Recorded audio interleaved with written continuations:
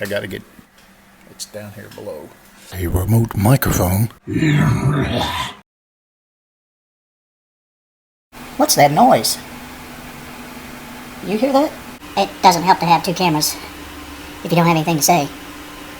I came out here with the intention of experimenting with different camera angles, trying to find some good lighting, you know, to make the videos a little more enjoyable and entertaining.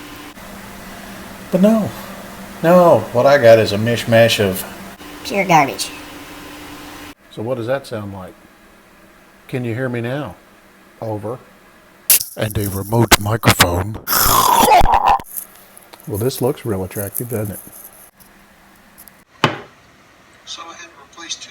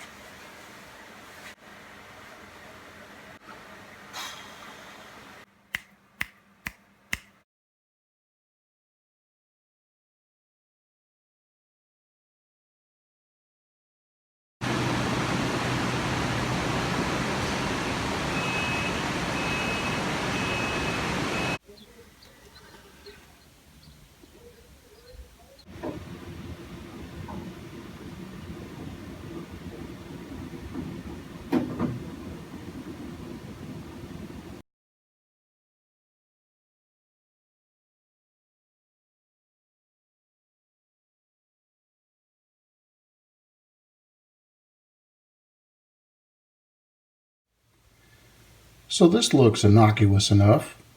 You know, it's your basic electrical outlet.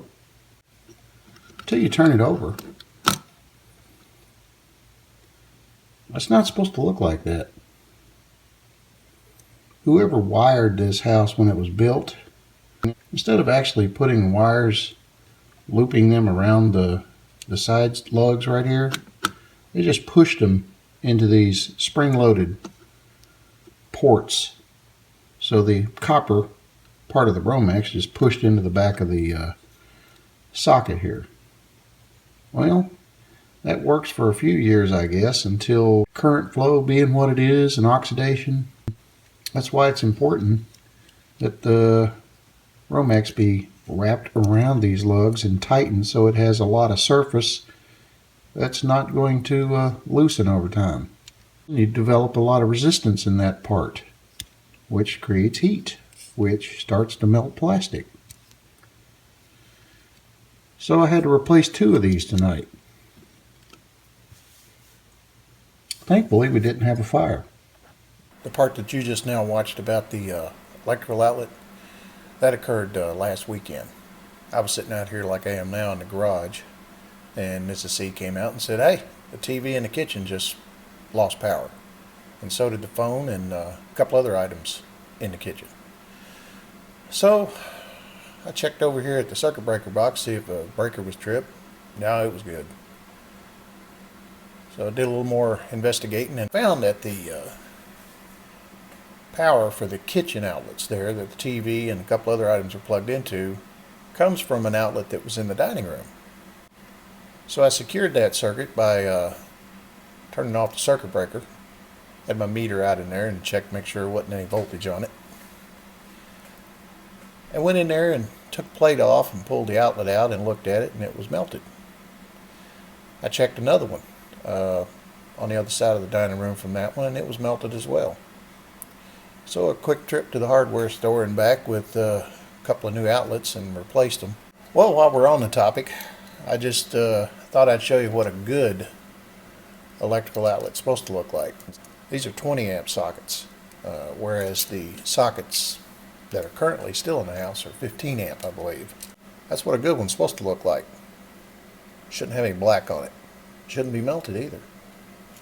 So, there's that. So now what I need to do is probably over the course of this winter, check all the outlets. You know, take the plate off, pull them out away from the wall and make sure that they're not melted or blackened. Because, you know, in the winter, well, any time of the year really, you get these unexpected house fires and fire department doesn't know what caused it. Well, Unfortunately, we didn't have a fire. So, anyway, I wanted to explain that a little bit. That occurred last weekend. If you like this video, give it a thumbs up.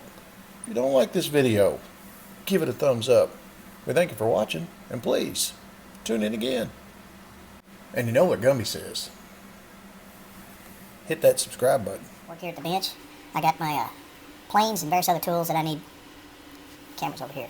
Well, as we go forward here into cold weather this winter, we'll be back out here in the garage working at the bench. Gotta get my tools back up into shape. And maybe do a little woodworking. Or fooling around anyway, so. I look forward to that.